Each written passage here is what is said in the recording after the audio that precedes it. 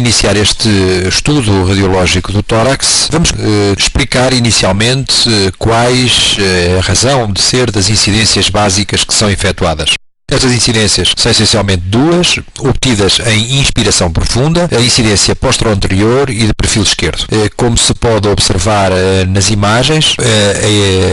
a razão pela qual se obtém uma radiografia em incidência posterior tem a ver com o facto do coração se encontrar o mais próximo possível do nosso meio de registro, como vemos aqui. Também esse é o motivo pelo qual a preferir entre duas incidências radiográficas deverá ser sempre efetuada a radiografia de perfil esquerdo, uma vez que o coração sofrerá aqui a menor ampliação radiográfica. Claro que há situações onde isto não é possível, nomeadamente é o que sucede com os doentes que estão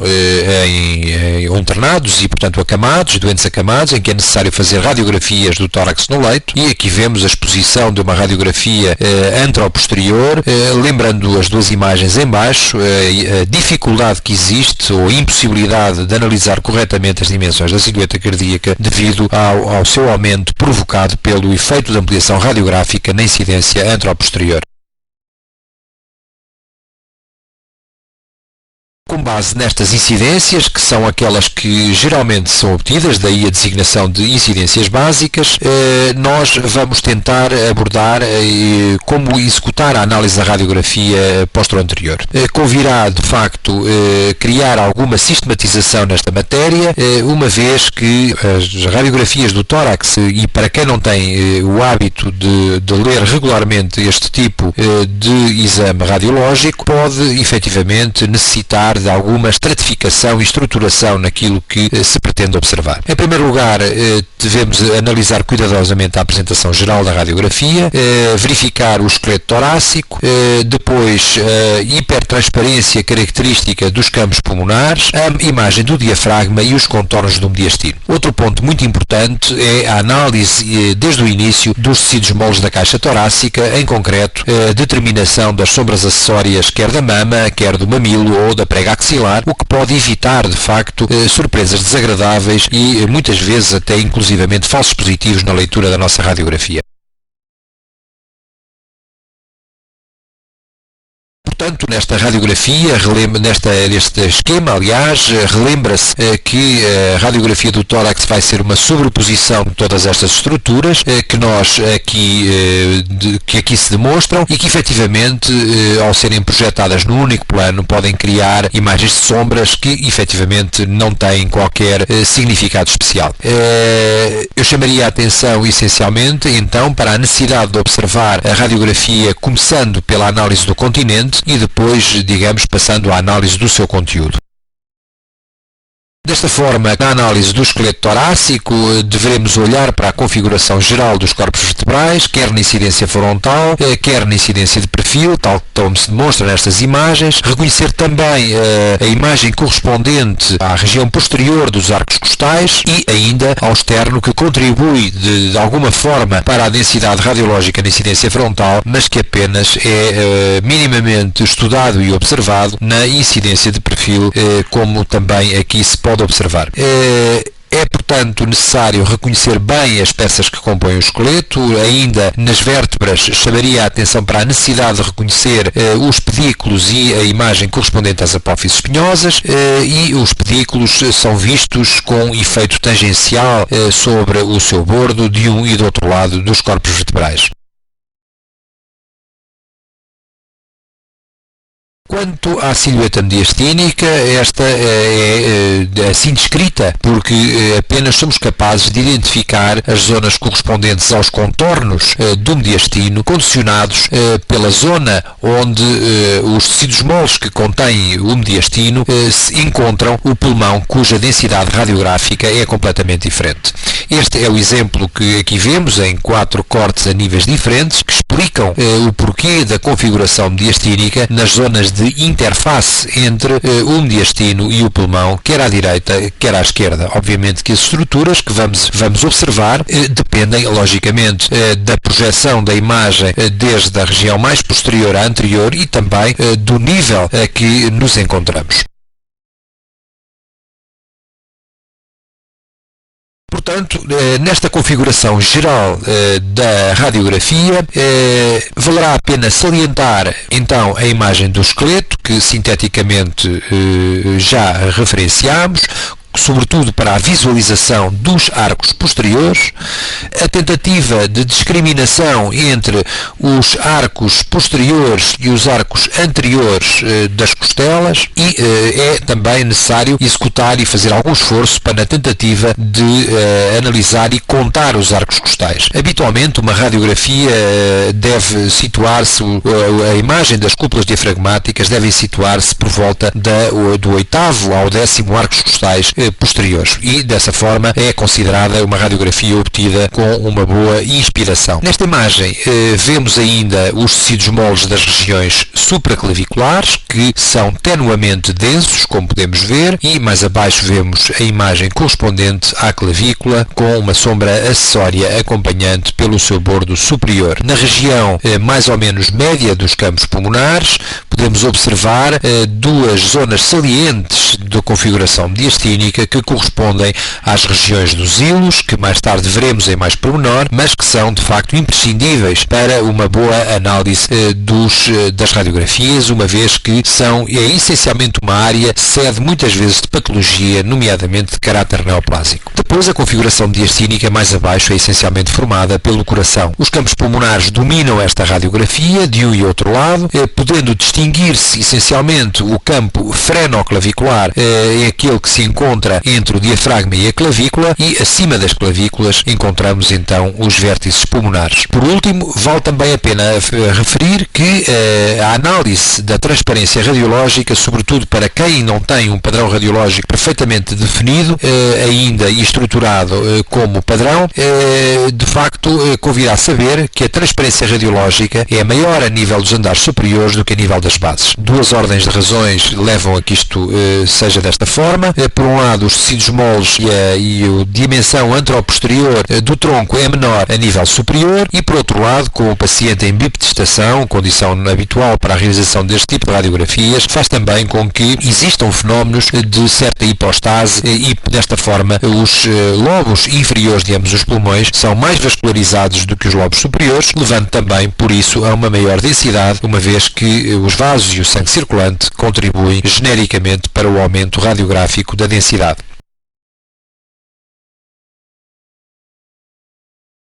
Nesta radiografia, para além das estruturas que já vimos, e onde voltaria a chamar a atenção para a posição dos hilos, gostava ainda de destacar a imagem correspondente à traqueia, com uma posição mediana e que cria uma hipertransparência geralmente sobreposta sobre as imagens das apófises espinhosas das primeiras vértebras dorsais. Outro ponto importante é a visualização das espinhas da omoplata, que podemos ver que estão totalmente afastadas e não contribuem ou não perturbam a leitura, ou não devem perturbar a leitura dos campos pulmonares. A silhueta mediastínica, com a sua configuração habitual, já foi objeto de descrição, e também gostaria de chamar a atenção para a presença do diafragma, que, embora sendo um músculo contínuo, e uma vez que não existe pulmão interposto a nível da região central, o que faz com que o diafragma entre em contacto direto com o coração, leva a que o diafragma apareça como dois músculos independentes, daí a designação geral, do ponto de vista radiológico, de hemicúpula diafragmática direita e hemicúpula esquerda. Também podemos reconhecer finalmente os seios costofrénicos laterais, criados pelo fundo de saco pleural entre as costelas e o diafragma, e os seios cardiofrénicos, criados entre o coração e o mesmo músculo diafragmático. Ambos estes seios geralmente formam um ângulo agudo, facto que é sobretudo verdade a nível dos ângulos costofrénicos.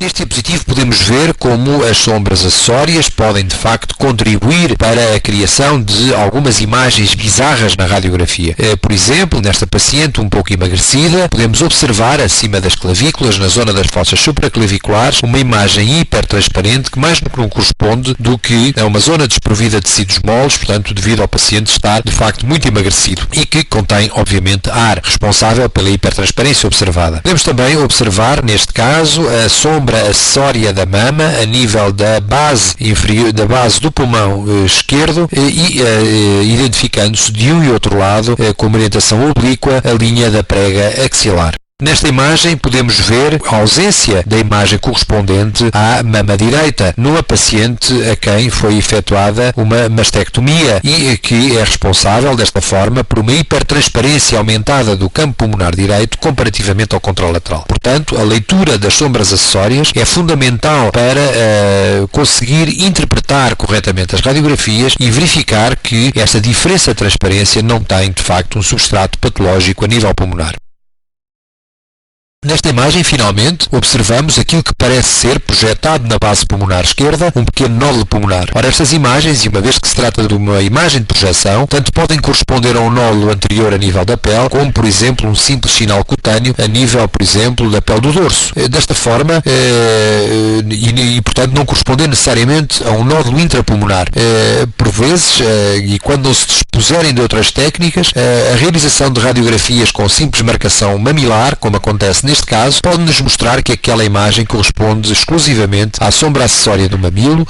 motivo pela qual se encontra totalmente incluído no círculo metálico que foi colado à pele do paciente para a marcação do mamilo. Por último, a imagem das cartilagens costais e das costelas. Há que pensar também que as cartilagens costais são invisíveis do ponto de vista radiológico, mas esta situação não se mantém durante toda a vida, uma vez que as cartilagens tendem a mineralizar progressivamente. Em baixo à esquerda podemos ver uma imagem de ressonância magnética das cartilagens costais, aqui sim extremamente bem vistas por esta técnica, mas que do ponto de vista radiológico são inaparentes. Portanto, são apenas visíveis, como se vê no exemplo em cima da direita, quando estão fortemente mineralizados. A mineralização pode ser irregular e isso também não deve confundir os leitores com eventuais imagens de patologia. Há variantes do normal, de arcos costais, que podem simular formas bizarras e que não têm também nenhum substrato especial do ponto de vista patológico. Aqui vemos, por exemplo, fusão dos arcos anteriores, na imagem da esquerda, de duas costelas superiores à esquerda,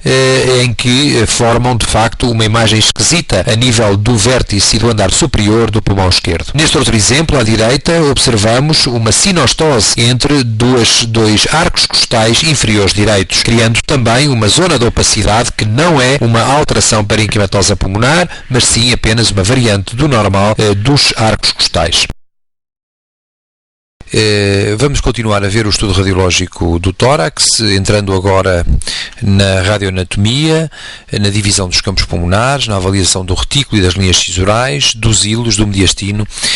verificar quais alguns dos critérios de centragem das radiografias, o que é também um critério de qualidade extremamente importante, e por último falar um pouco acerca de possíveis incidências complementares. O tórax divide-se fundamentalmente em duas formas, que uma delas que já foi citada, que é a possibilidade de dividir o campo pulmonar, ou os campos pulmonares, em andar frenoclavicular e o vértice pulmonar, portanto divididos pela clavícula, mas a descrição que mais é comumente utilizada é aquela que divide os campos pulmonares em andar superior, médio e inferior, sabendo-se que a linha divisória é aquela que passa pelo bordo inferior da segunda e da quarta costelas a nível do arco anterior, como se demonstra neste radiograma. Acima da clavícula situa-se então o vértice pulmonar. Convirá, uma vez que analisamos sucintamente a divisão dos campos pulmonares, saber de que forma é constituído o interstício pulmonar. De facto, os pulmões são praticamente grandes sacos cheios de ar, com um pouco interstício, e desta forma caracterizam-se por uma hipertransparência do ponto de vista radiológico. Este é o aspecto histológico dos bronquíolos respiratórios, em que se pode ver os sacos alveolares distendidos por ar, e desta forma aquilo que sobra, digamos assim, de tecido para poder ser representado radiologicamente é de facto muito pouco. Assim, o interstício pulmonar é representado essencialmente pelas estruturas vasculares normais, das quais ressaltam, sobretudo, artérias e arteriolas pulmonares. Também há a contribuição de veias e vénulas e, em condições normais, as paredes dos brônquios e bronquíolos, a não ser a um nível muito central e para os brônquios de maior calibre, segmentares ou lobares, poderão, de facto, constituir e contribuir para a densificação do retículo, mas em condições normais, dizia, em geral, as paredes, sobretudo dos bronquíolos, não contribuem para a imagem do retículo pulmonar, apenas quando há condições em que se observa um espessamento do tecido conjuntivo peribroncovascular, o que sucede, por exemplo, nas afecções de caráter intersticial. O retículo é mais visível a nível das bases pulmonares, o que se deve ao facto de existir uma vascularização aumentada nas bases devido à pressão hidrostática, na condição de bipedestação em que os radiogramas são obtidos, e, de facto, distinguir entre o retículo normal e anormal deve ser essencialmente produzido através da análise do chamado padrão dicotómica, isto é, a visualização da divisão progressiva das estruturas vasculares até à periferia, sabendo-se que o retículo deve ser visível numa radiografia exposta em boas condições técnicas até cerca de 1 cm da margem costal. Portanto, são estas as condições que determinam com que o retículo seja aparente em boas condições radiológicas. E aqui vemos a visualização do retículo, que é mais aparente a nível das bases pulmonares do que no andar superior, e podemos sobretudo analisar o padrão dicotómico das várias estruturas vasculares até à periferia, acabando cerca de 1 cm de distância da margem costal para uma radiografia feita com normoexposição. Portanto, como assinalei, a contribuição dos brônquios para a imagem do retículo pulmonar é relativamente pequena. Os brônquios normais são visíveis até ao nível lobar, próximo das regiões hilares. E as imagens dos brônquios a este nível caracterizam-se essencialmente por 2 tipos de morfologia. Quando são vistos de topo, por efeito tangencial, como uma imagem gemelar. Nós sabemos que o brônquio acompanha a artéria pulmonar e que, portanto, o que podemos ver é como se fosse uma imagem de um cano de espingarda em que uma opacidade é arredondada, corresponde à imagem da artéria, e uma imagem areolar com uma parede relativamente mais espessa corresponde à imagem do brônquio arejado, tal como iremos ver num próximo exemplo. Já se o brônquio se põe paralelamente para a nossa radiografia, para o raio diretor, mas pelo contrário se dispõe perpendicularmente, então aí irá aparecer como uma imagem em carril em que podem ser vistas, portanto, as 2 imagens correspondentes às paredes dos brônquios. Aqui nesta imagem podemos então ver em cima à esquerda uma imagem gemelar em que se observa o ramo da artéria lobar acompanhante como uma opacidade que simula quase um nódulo pulmonar de pequenas dimensões, e depois por fora podemos ver a imagem do brônquio acompanhante com uma imagem areolar com uma parede relativamente espessa e depois no seu interior uma zona hipertransparente correspondendo ao ar intrabrônquico. Já na imagem à direita em baixo podemos ver na região hilar inferior a presença de uma imagem de tipo tubular que corresponde a uma parede do brônquio, uma parede de um brônquio lobar, neste caso brônquio lobar, intermediário e inferior, dispostos perpendicularmente em relação ao feixe diretor. Outras das estruturas que não são constantemente visualizadas, porque têm uma representação muito fina, são os planos cisurais. Como se sabe, as cisuras constituem os folhetos pleurais que dividem os lobos pulmonares e condicionam uma imagem linear de espessura milimétrica. Apenas são identificadas quando se dispõem tangencialmente em relação ao raio diretor e, por isso, na incidência frontal, será de esperar encontrar a imagem correspondente à pequena cisura, a qual tem uma localização muito típica, tendo uma disposição horizontal ancorada ao hilo direito. Já na incidência de perfil, podemos observar a grande cisura ou cisura oblíqua, a qual tem uma orientação oblíqua de cima para baixo e de diante para trás. Além destas cisuras que são constantes, existem ainda outras, as cisuras acessórias, portanto inconstantes, como sucede, por exemplo, com a cisura do lobo ázigos, a cisura é essa que envolve de forma independente a veia ázigos e desta forma cria também um plano cisural a nível da vertente mais interna do andar superior do pulmão, normalmente direito. Aqui vemos então em cima à esquerda a representação teórica da imagem correspondente à grande cisura, com uma orientação oblíqua de cima para baixo e de trás para diante, e na imagem da direita podemos ver a correspondência da pequena cisura. Cá temos uma cisura que deve ter uma espessura milimétrica,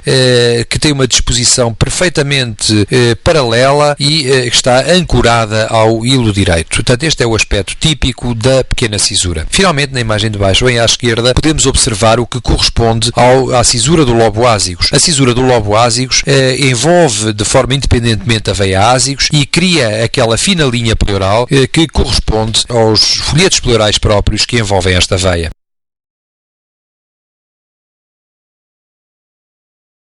Nesta radiografia podemos observar, como muitas vezes sucede, que a zona mais fácil de referenciar as cisuras é olhar para a zona do pé da cisura quando ele toca as cúpulas diafragmáticas. Aqui temos, a nível da cúpula diafragmática direita, a existência de uma pequena imagem linear, a única onde se consegue observar com clareza a imagem da grande cisura. Este exemplo é importante porque, na maior parte dos casos, ou numa boa parte das radiografias, a grande cisura pode de facto não ser apto, porque não se dispõe tangencialmente em relação ao raio diretor, tal como sucede de forma constante para a pequena cisura na incidência posterior. Chega agora a altura de, enfim, observar qual é a divisão pulmonar, a divisão lobar e segmentar e conhecer também qual a sua representação radiográfica. Isso tem importância para mais tarde se poder interpretar e perceber a localização de determinados tipos de afecções sediadas no parênquima pulmonar. Na nossa radiografia, a grande cisura divide então o lobo superior do lobo inferior à esquerda e também o lobo superior do lobo inferior à direita, mas aqui com a exceção de que em localização mais anterior a grande cisura serve de divisão entre o lobo inferior e o lobo médio. Como vemos à direita e na incidência e na imagem de perfil, podemos observar que o lobo médio está assim contido entre a imagem da pequena cisura, que tem mais uma vez uma disposição horizontal na nossa radiografia também de perfil e, portanto, pela parte mais baixa da grande cisura. Quanto à incidência posterior, frontal, portanto, a metade superior do campo pulmonar corresponde ao lobo superior direito, depois encostado ao coração corresponderá ao lobo médio e depois, ligeiramente mais abaixo e encostado ao diafragma, corresponderá ao lobo inferior. Já à esquerda, onde existem apenas dois lobos, o lobo superior encosta-se a toda a configuração, a toda a silhueta mediastínica e o lobo inferior encosta-se à imagem do diafragma. No incidência de perfil, como foi referido, não existe a imagem correspondente à pequena cisura, portanto, e a grande cisura tem a orientação esperada.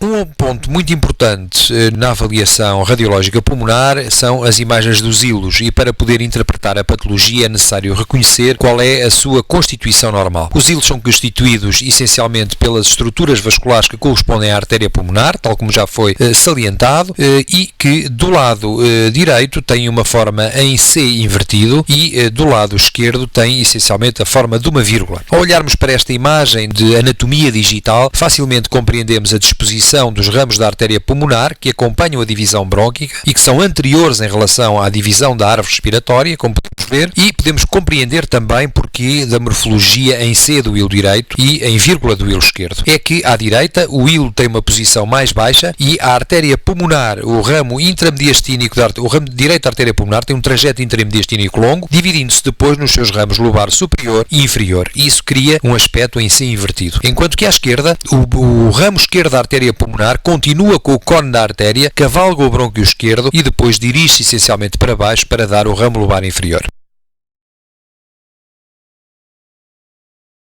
Se compreendermos esta anatomia, podemos então compreender que os hilos pulmonares são constituídos por vasos pulmonares centrais, portanto, essencialmente pela artéria pulmonar, que o hilo esquerdo tem uma localização mais alta que o direito porque os vasos da artéria pulmonar que o constituem cavalgam o brônquio principal esquerdo e, portanto, o aspecto radiológico do hilo direito é um C invertido e que o hilo esquerdo é essencialmente o aspecto de uma vírgula. A avaliação radiológica dos hilos deve ser feita essencialmente considerando a sua localização e posição relativa um em relação ao outro, logicamente, às suas dimensões, à densidade radiológica e ainda à avaliação do chamado espaço claro intermediastino-hilar, que mais não é do que a zona de brônquica dos brônquios que passam entre o mediastino e o hilo e que formam uma imagem hipertransparente, como que parece que destacar os hilos da figura do mediastino. Aqui temos um exemplo da análise das regiões hilares, em que vemos bem o espaço claro intermediastino-hilar, tanto à direita como à esquerda. Podemos observar então o ramo esquerdo da artéria pulmonar e o hilo esquerdo com uma localização mais alta do que o hilo direito essencialmente constituídos pelas artérias pulmonares. É certo que para o polo superior dos hilos contribuem também as veias pulmonares no trajeto descendente que fazem até se virem lançar na parede posterior da aurícula esquerda. Já as veias pulmonares inferiores não contribuem para as imagens do hilos, uma vez que a sua entrada na aurícula esquerda se faz a um nível muito mais baixo. Aqui temos então um exemplo de hilos normais e anormais. À esquerda vemos a imagem do hilo normal, em que podemos reconhecer uma densidade radiográfica que não é muito elevada, uma morfologia em C invertido, portanto a esperada para a imagem do hilo direito. Na imagem situada à direita podemos observar, pelo contrário, a presença de hilos que estão muito aumentados de dimensões, têm um contorno de tipo nodular, policíclico e que corresponde, neste caso, a um quadro de adenopatias hilares bilaterais. Portanto, veja-se de facto a importância que tem o reconhecimento e a avaliação exata da densidade e da morfologia dos hilos para uma boa interpretação das nossas radiografias.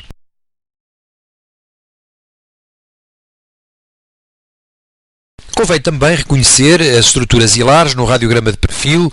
tarefa que, devido à sobreposição das múltiplas imagens, se afigura algo mais difícil. De qualquer forma, podemos observar em relação à imagem da traqueia, que é uma imagem hipertransparente central, podemos ver que o hilo esquerdo se projeta atrás da imagem da traqueia e ligeiramente mais acima do que a imagem que corresponde ao hilo direito. Portanto, é relativamente fácil, se olharmos e tentarmos descobrir qual é a imagem da traqueia na incidência de perfil e, sobretudo, olhar para a imagem do brônquio lobar superior esquerdo, que é, de facto, projetado de forma tangencial e aparece como uma imagem arredondada, mais hipertransparente, que com toda a facilidade podemos, efetivamente, verificar e chegar à conclusão de qual a imagem correspondente ao hilo direito e qual a imagem correspondente ao hilo esquerdo. Da mesma forma, devemos avaliar aqui na incidência de perfil a densidade radiográfica e as dimensões. Aqui temos neste diapositivo agora o hilo direito de localização anterior à traqueia e que é responsável por esta zona de densidade ligeiramente aumentada que se observa nesta radiografia.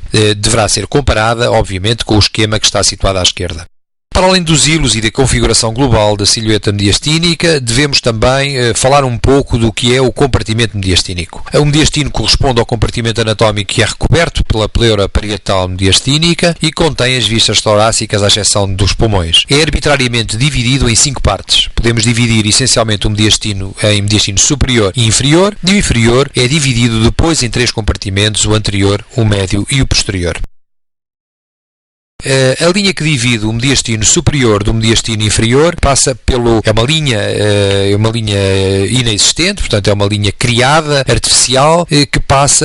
pela quarta vértebra dorsal e pela articulação manúbrea external. Portanto, acima desta linha, contendo essencialmente parte do arco aórtico, a veia cava superior, a traqueia, o canal torácico, o timo e estruturas nervosas como seja o nervo frénico, o vago ou o laríngeo recorrente. E depois, mais abaixo, podemos ter então as imagens correspondentes ao mediastino antero-inferior, médio-inferior e postero-inferior, se quisermos.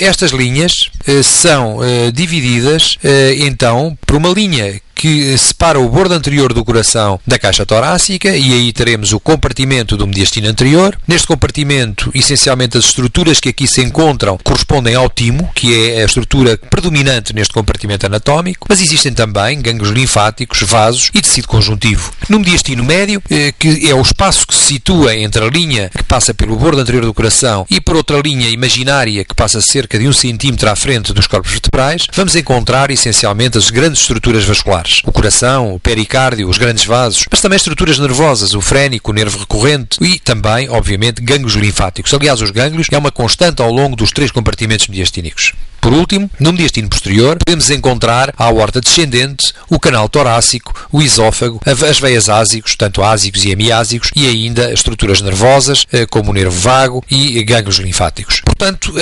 a grande vantagem desta divisão artificial do mediastino é a possibilidade de, ao compartimentarmos as estruturas que se encontram em cada um destes níveis, seja relativamente fácil compreendermos qual é o tipo de patologia que estamos a observar quando radiologicamente apenas possuímos uma determinada massa, uma determinada opacidade com uma determinada localização. Em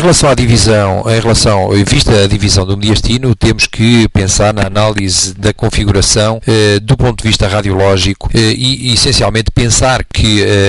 os contornos do mediastino nos são dados pelas zonas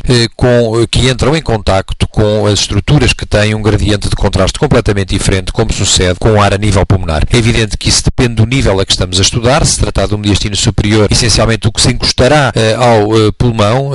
são as estruturas vasculares da veia cava superior ou do lado esquerdo, por exemplo, do botão aórtico, enquanto que, se estivermos a um nível mais baixo, será essencialmente a massa cardíaca que se irá encostar ao ar pulmonar.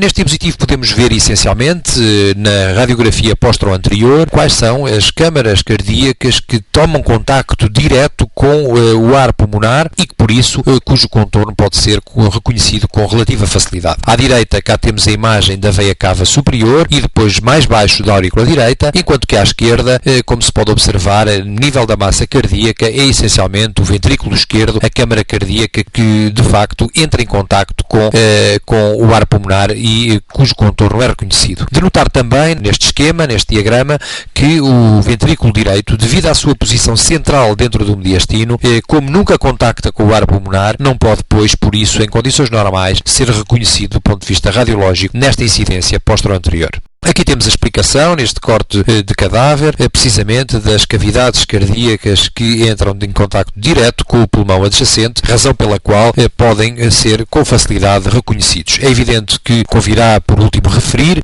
que o pulmão não entra diretamente em contacto com a parede das cavidades cardíacas, estando interposta para além dos folhetos pleurais também a imagem correspondente ao pericárdio.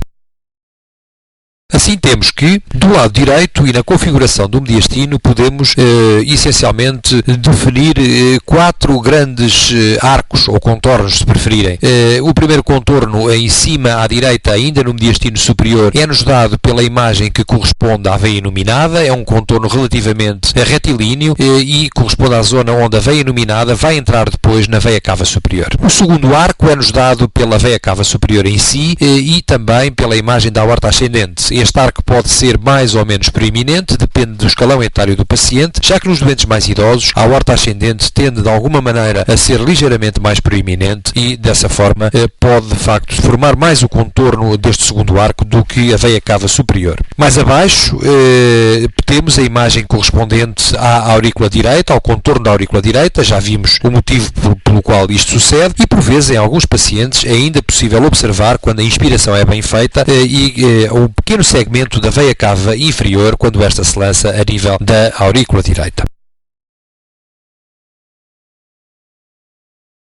Já o contorno do mediastino do lado esquerdo é constituído essencialmente em cima pela artéria subclávia esquerda, é a artéria mais externa de todas as artérias dos troncos supraórticos e, portanto, aquela cujo trajeto contacta de facto com o pulmão arejado. Depois, mais abaixo, vamos ter o chamado botão aórtico, que corresponde à região mais posterior da crosta aórtica, no seu trajeto oblíquo no mediastino, de adiante para trás e da direita para a esquerda. Depois, mais abaixo, em relação ao botão aórtico, vamos observar a imagem que corresponde ao cone da artéria pulmonar antes desta artéria ir dar origem ao ramo esquerdo da artéria pulmonar. Ainda mais abaixo corresponderá à imagem do apêndice auricular esquerdo e, por último, à imagem do ventrículo esquerdo. Portanto, à esquerda vamos definir 5 arcos principais, o que prefaz um total de 9 arcos para a nossa configuração mediastínica. O reconhecimento destes limites anatómicos e das estruturas que o compõem são, de facto, um ponto importantíssimo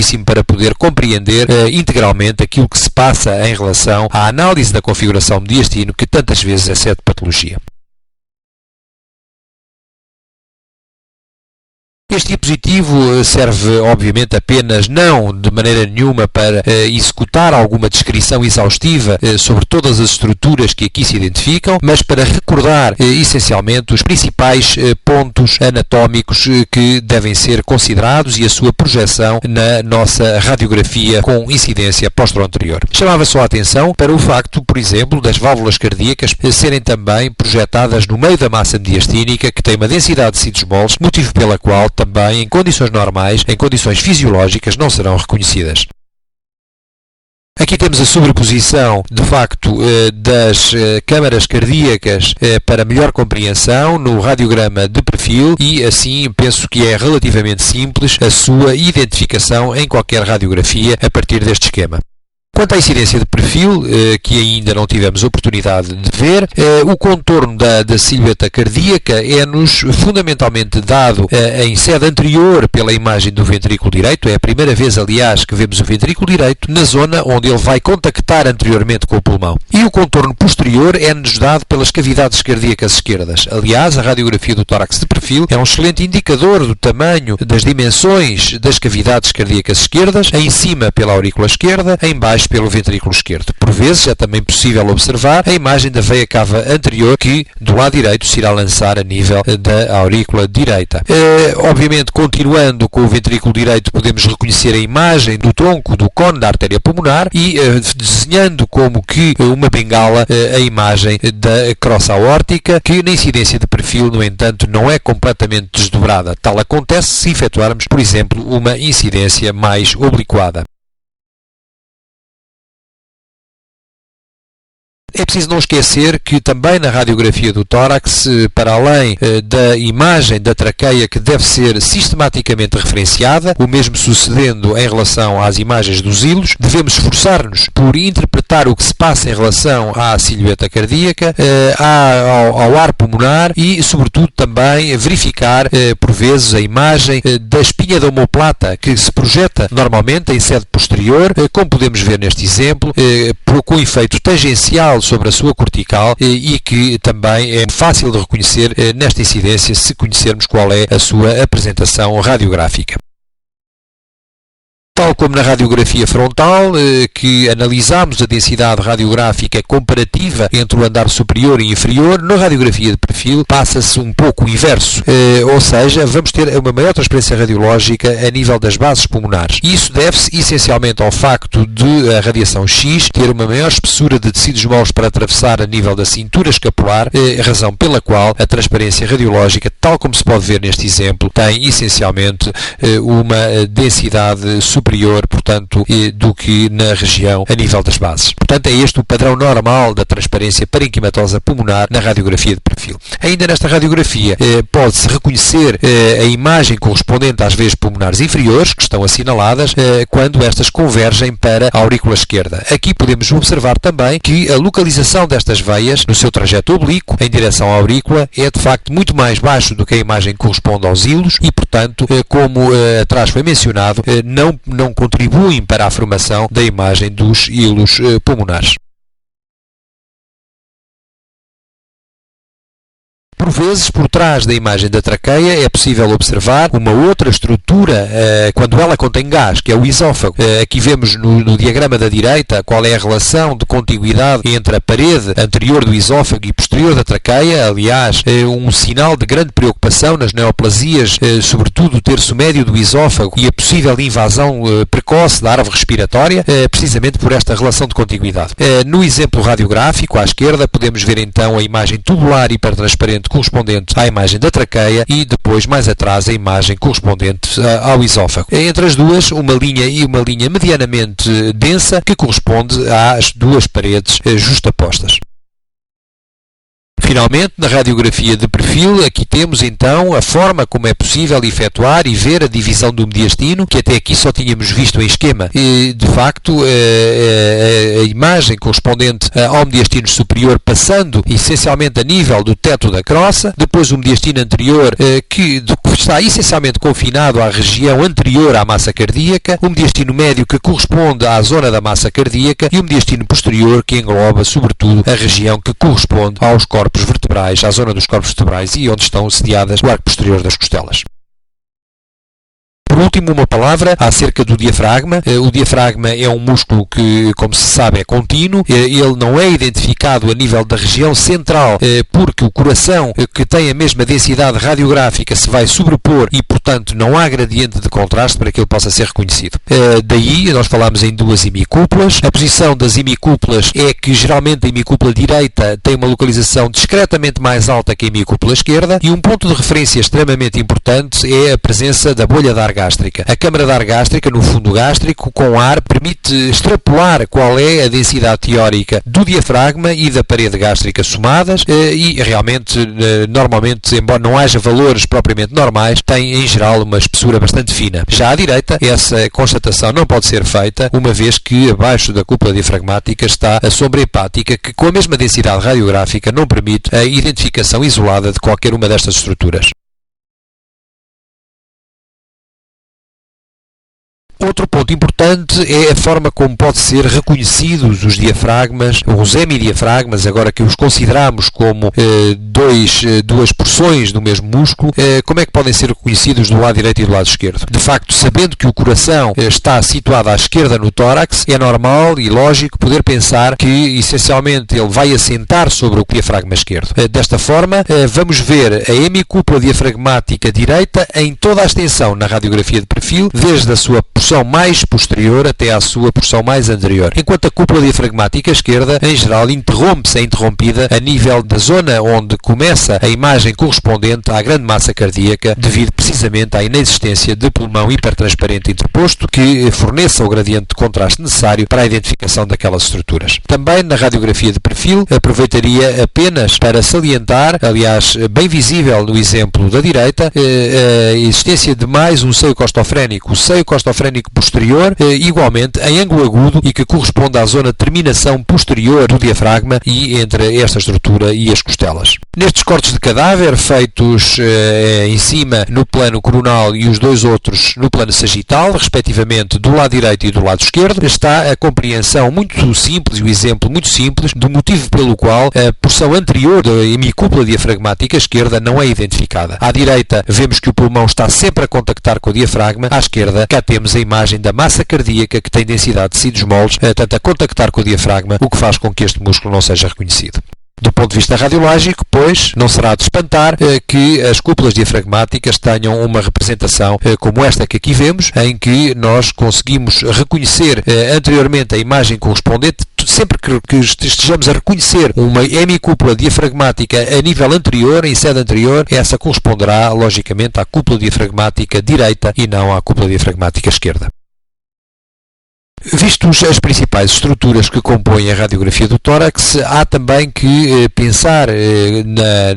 na execuibilidade e na avaliação da técnica radiográfica com que determinada radiografia foi feita. Isso é, obviamente, importantíssimo para não existirem falsos positivos ou falsos negativos na nossa interpretação radiológica. E deverá ser, assim, observada a simetria do esqueleto torácico, sobretudo e de uma forma muito simples, tentando olhar para a extremidade interna das clavículas e para a posição das apófises espinhosas das vértebras torácicas. Portanto, as apófises espinhosas das primeiras vértebras torácicas deverão ser equidistantes da extremidade interna das clavículas e esse é um excelente critério de centragem de que a radiografia está, de facto, executada em boas condições técnicas. Por outro lado, a traqueia deve ter uma posição perfeitamente mediana na nossa radiografia frontal e não deve existir sobreposição das imagens das omoplatas, como também já referi, que devem estar fora dos campos pulmonares na incidência posterior. Por último, é necessário verificar a posição da posição do diafragma para se aquilatar do grau de inspiração com que o radiograma foi obtido. Com efeito, doentes com dificuldades por motivos vários não possam executar uma boa inspiração ou em doentes muito obesos com hiperpressão abdominal, poderá haver uma cúpula diafragmática muito elevada e isso vai, de facto, levar a que não possam ser tomadas em linha de conta uma série de considerações, como, por exemplo, o tamanho, as dimensões da silhueta cardíaca. Portanto, é necessário verificar sempre bem o grau de inspiração, que, em condições normais, nos mostra que a posição do diafragma deve estar entre o oitavo e o 10º arcos costais, contados pelo seu arco posterior. E aqui temos o exemplo de uma radiografia em que todos os critérios estão efetivamente preenchidos, a radiografia está bem centrada, a traqueia é mediana, a extremidade interna das clavículas está sensivelmente a meio da imagem das apófises espinhosas, nós verificamos que há um excelente grau de inspiração com as cúpulas diafragmáticas ao nível esperado e verificamos também que o retículo pulmonar é reconhecido até à periferia, até cerca de 1 centímetro da margem costal, o que significa que a radiografia foi obtida com bons critérios de exposição radiográfica. E este é um exemplo de uma radiografia obtida em deficientes condições técnicas, em que o paciente está rodado, em que a extremidade interna da clavícula esquerda está mais próxima das apófises espinhosas que do lado direito, e em que podemos efetivamente ver que todo o mediastino, toda a configuração da nossa silhueta mediastínica nos parece anómala e rodada para o lado esquerdo, destacando-se o hilo direito sozinho praticamente a nível do campo pulmonar direito. Este não é mais do que uma radiografia obtida em condições deficitárias e que, obviamente, para uma boa interpretação deverá ser repetida para que não possamos pensar que existe patologia a nível, nomeadamente, do campo pulmonar esquerdo. Uma nota sobre incidências complementares. Falámos que as incidências básicas eram a incidência posterior e, de preferência, a incidência de perfil esquerdo. Apenas se deverá pedir o perfil direito quando a auscultação pulmonar justificar que seja esse o pulmão que nós queremos em contacto com o meio do registro. De uma forma geral, não é boa a prática porque irradia mais o doente e não traz qualquer outra informação adicional a pedir os 2 perfis do tórax. Mas há, dizia, algumas incidências complementares que convém conhecer, concretamente a chamada incidência lordótica. Como vimos, os vértices pulmonares são relativamente mal estudados. O motivo a que isso se deve é essencialmente o facto de haver uma grande sobreposição com as primeiras costelas e com a extremidade interna da clavícula, e com esta incidência obtida com incidência antero-posterior, como demonstra o esquema, nós podemos ver os vértices pulmonares livres de sobreposições. Portanto, num paciente em que não haja outras formas de recurso em termos de imagem, em que se suspeite de patologia a nível dos vértices pulmonares, poderá estar indicado como radiografia de exclusão rápida a realização de uma radiografia deste género. Outro tipo de radiografia que pode ser útil para o diagnóstico de pequenos derrames pleurais é a possibilidade de se realizar o decúbito lateral com raio horizontal. A ideia é, essencialmente, por exemplo, imaginarmos que há um pequeno derrame pleural, no saco pleural, mas que está confinado, por exemplo, em posição subpulmonar. Caso isso aconteça, o que vai acontecer do ponto de vista radiológico é que vai haver uma pseudoelevação da cúpula diafragmática respectiva. Então, se a nossa dúvida for, efetivamente, poder tratar-se de um derrame pleural subpulmonar, o que queremos é mobilizar o derrame ao longo do saco pleural e ao longo da margem costal, e por isso a radiografia obtida em decúbito lateral com raio horizontal pode de facto ajudar. Por último, convirá sempre a referir, é preciso não esquecer que a interpretação radiográfica deve contemplar sempre o tipo de incidência com que a radiografia foi obtida, não esquecendo que as incidências anteroposteriores, sobretudo nos doentes acamados, são responsáveis por um fator de ampliação acrescido para a imagem da silhueta cardíaca.